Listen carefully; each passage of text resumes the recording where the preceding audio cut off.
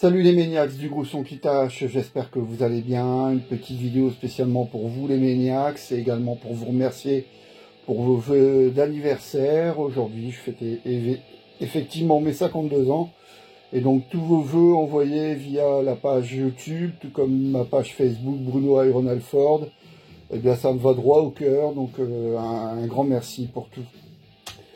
J'en profite également pour remercier Hervé qui a eu l'idée et Vincent et Delphine de l'avoir réalisé. Et oui, pour mon anniversaire, j'ai eu droit au Maniac du gros son qui tâche, le badge, en grand format, en petit format, et même en porte-clés décapsuleur.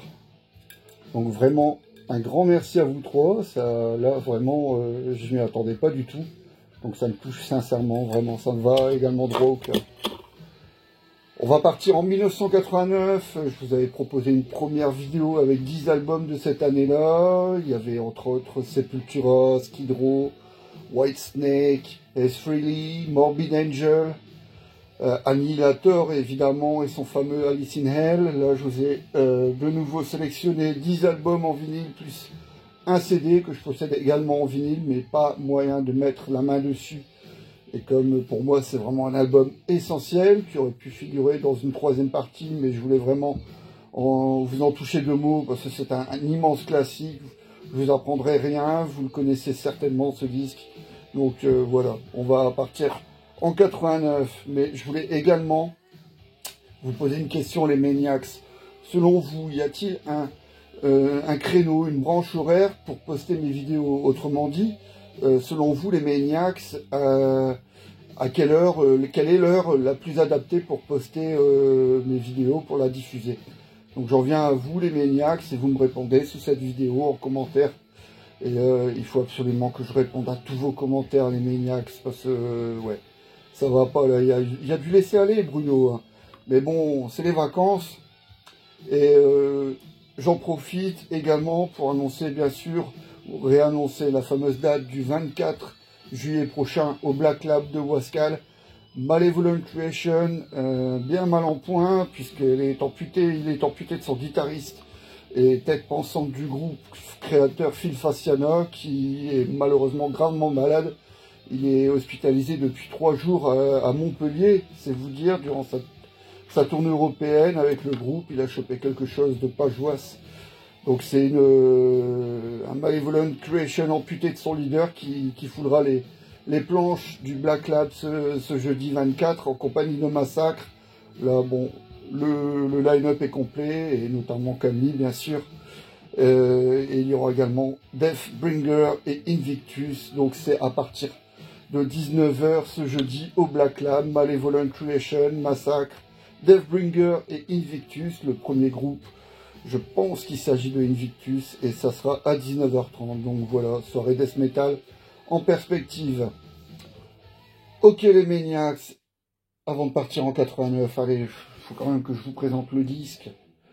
Le deuxième album, il me semble, de Victory, le groupe de Herman Frank ex Accept, Futur Hasard, et également le chanteur qui a œuvré avec Ted Nugent, Charlie Huhn, ou un, je sais pas. Et le producteur guitariste, notamment producteur de Halloween, Tommy Newton. Donc heavy rock, oui, à l'allemande, avec un chanteur américain qui lorgnait clairement du côté des États-Unis. Il suffit de voir la pochette intérieure avec quelques photos. Eh bien oui, il s'agit du festival Day on the Green en août 85. Victory ouvrait l'affiche, suivi de Yngwie Malmsteen, Metallica, Rat, et la tête d'affiche c'était Scorpion, donc c'était en août 85. Donc Victory qui lorgnait du côté des États-Unis. Allez, on y va pour l'année 89, les Maniacs. Je vous parle tout de suite du CD. Le premier album de Faith No More featuring Mike Patton en cette année 89, The Real Thing. Une véritable révélation. Le genre d'album qui qui fait paraître les autres musiques bien fades en fait. On est tellement absorbé par ce disque qu'on n'écoute plus que ça, c'est ce qui m'est arrivé, notamment avec Epic, c'était vraiment le morceau parfait pour moi à cette époque, et quand j'écoutais le reste, ouais, j'avais envie de réécouter Faith No More dans la foulée. Ça l'a fait aussi pour le premier morceau du disque, From Out of Nowhere. C'est vraiment un album qui m'a profondément marqué, qui m'a vraiment traumatisé dans le bon sens du terme. Et limiter Faith No More à un groupe de fusion, pour la simple et bonne raison qu'un morceau rap metal, à savoir Epic, c'est quand même assez réducteur, mais malheureusement, plutôt curieusement, ils ont été assimilés à la vague fusion, alors que bon, oui, ils étaient pour le mélange des genres, mais pas vraiment rap metal en tout cas. Et une production qui n'a pas pris une ride, hein. Production de Matt Wallace, il me semble, qui a œuvré également pour l'album suivant, le fameux Angel Dust. C'était vraiment un grand espoir des années 90. Curieusement, ouais, c'est quand même resté culte, mais bon, ils ont eu quelques succès, bien sûr. Easy en tête, mais ouais, c'est resté quand même pour un public averti, je pense. Une des premières sorties de cette année-là, premier trimestre 89 pour le troisième, Dark Angel Leave Scars, avec un nouveau chanteur qui remplace Don Doty, Ron Reinhardt, Gino Glan bien sûr, le futur Strapping Young Lad, le futur Death, Testament, Forbidden est à la batterie, Jim Durkin à la guitare, qui nous a quittés il y a quelques années de cela déjà, peut-être un an ou deux. Et donc le Eric Meyer à la deuxième guitare et Mike Gonzalez à la basse. Un drôle d'album quand même, bien brutal, avec quelques bons morceaux, notamment Older Than Time Itself ou No One Answers. Bon, on passera sous silence la reprise de Led Zeppelin Immigrant Song, mais en fait la production elle est un peu brouillonne, je trouve, c'est un peu zarbe. C'est curieux parce que c'est quand même un groupe qui est réputé pour jouer carré et bien précis, surtout avec un batteur comme Gino Glan. Mais ouais, des fois, on semble, j'ai l'impression d'entendre un bordel structuré, mais ouais, ça sonne bizarre quand même. Les grattes, elles sonnent drôlement. Donc apparemment, j'en ai déjà entendu parler comme étant un album mal produit, mais je ne me souviens pas du producteur en fait. Donc voilà, le troisième Leave Scars. Ça n'a pas empêché le groupe d'avoir son succès, de partir en tournée européenne la même année, à l'automne, avec Nuclear Assault, que voici, que voilà. Là aussi, troisième album pour les New-Yorkais Nuclear Assault. Line-up a changé par rapport à l'album précédent Survive. Donc John Connelly à la guitare et au chant, Anthony Bramante à la guitare, Dan Licker à la basse et Glenn Evans à la batterie. C'est l'album du morceau Critical Mass qui est sorti en clip à l'époque et qui avait eu son succès. Et donc Nuclear Assault est parti en tournée avec Candlemas et Dark Angel donc pour cet album.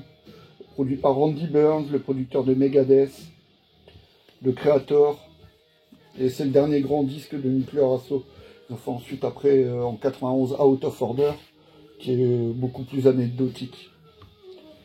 Et donc Randy Burns qui produit le Nuclear Assault et qui produit juste auparavant le quatrième Creator, enregistré aux États-Unis donc pour le compte du label Noise Extreme Aggression. Là le groupe allait partir en tournée européenne en emmenant le groupe de Newcastle Raven comme première partie, avec une date à l'Élysée-Montmartre. Et donc là, avec cet album, même si j'apprécie beaucoup Terrible Certainty, Creator passe la vitesse supérieure en allant enregistrer aux États-Unis. Donc tout de suite, le résultat sonne beaucoup plus pro. Et il y a des super morceaux, hein. Betrayer, le clip, No Reason to Exist, le morceau qui ouvre ce disque, Extreme Aggressions. Très très bon album pour le gang de Milo Petrozza, dernier album pour le guitariste Streets, Rob Fioretti est toujours là, et le batteur Ventor, Jürgen Reil, toujours présent. Et donc le guitariste Jörg Streets. Allez, partir pour être remplacé par le guitariste de Sodom, qui aurait pu avoir sa place à Gentle Range, et son guitariste Frank Blackfire. Donc à Gentle Range, bah ouais, on peut le dire, il y aura un 3e volume, je pense. Allez, bien trash, bien speed, bien extrême. Gangrene, crossover metal, hardcore, Older Budweiser. Produit par Tom Suarez, qui effectue un super boulot. Il a également produit le 2e Chromax la même année, Best Wishes, et donc il s'occupe de Gangrene. Bon, bien sûr, c'est du métal festif, chanson à boire, mais il y a quand même des textes sérieux. Hein. Just One Bullet, et puis il y a des textes où il rend hommage à certains groupes qui boivent autant qu'eux, quoi. Donc il y a Metallica, il y a Motorhead, DRI, voilà, les potes de beuverie. Kiss, qui effectue son comeback en 89. Il s'agit du 24e album, si l'on compte les compilations et les albums live, tout comme les albums studio. Donc c'est le 24e disque de Kiss en cette année 89. Hot in the Shade Hits, avec le morceau qui a également été repris par Israeli, Had Your Heart. Un album un peu long, mais il y a des bons titres. Rise to It, Betrayed. Les morceaux de Gene Simmons sont bien aussi, donc voilà. Cadillac Dreams, avec ses cuivres. C'est un album produit par Gene Simmons et Paul Stanley. Ouais, c'est les deux têtes pensantes qui produisent cet album. À la pochette, oui, c'est une des rares pochettes où le groupe ne figure pas dessus. Il y a eu quelques contre-exemples, hein, The Elder, Animalize, mais sinon la plupart des pochettes de Kiss, on voit le groupe en photo ou en dessin. On avait évoqué Morbid Angel, et bien la même année, la section rythmique, Pete Sandoval et David Vincent œuvrent également sur l'album de Terrorizer, World Downfall. En fait, Pete Sandoval a été recruté dans Morbid Angel alors qu'il était batteur de Terrorizer, en compagnie de Jesse Pintado et Cam Lee. Donc son départ de Terrorizer pour rejoindre Morbid Angel allait sonner le glas pour le groupe, d'autant plus que Jesse Pintado allait rejoindre Morbid Angel quelques mois plus tard, laissant le chanteur Oscar Garcia seul. J'ai dû dire Camille, mais non, en fait je me vois déjà au concert de Massacre jeudi, donc c'est pas Camille, hein, c'est Oscar Garcia. C'est son World Downfall enregistré par Scott Burns dans le style Death Grind. C'est un des tout meilleurs disques dans le style, décidément les Maniacs. Mais bon, l'album qui commence avec Afterworld Obliteration, repris par Aggressor, puis un album gorgé de hits dans le style grind death, tous les riffs font mouche. Fear of Napalm, repris par Vader. Pochette bleue, il y a d'autres couleurs, la rouge, la verte.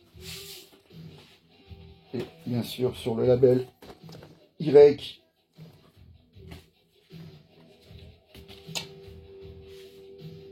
Testament, qui va de son album en 89. En fait, je me rends compte qu'il y a pas mal de gros groupes qui attendent l'année 90 pour sortir le leur. Bon, Iron Maiden, Megadeth, qui d'autre encore,